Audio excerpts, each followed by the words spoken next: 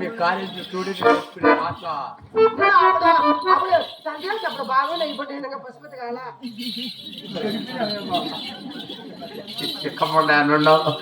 చిక్కపాటు ఇస్తున్నావా బాబు నాకు ఇంకా మ్యారేజ్ కాలా నీకా ఓ పని చేయి నాకు 99 చిక్కపాటికి రేట్రా మాట మాట్లాడకపోతే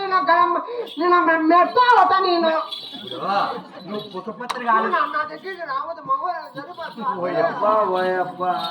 చిక్కగింగినట్టున్నది ఎడ చేయాలి ఇప్పుడు మా అమ్మ నేను ఎడగా ఇంటికాడ ఎడవని ఎప్పుడు చెప్పింది ఇప్పుడు ఓ పని మగలతో మాట్లాడద్దని ఏమే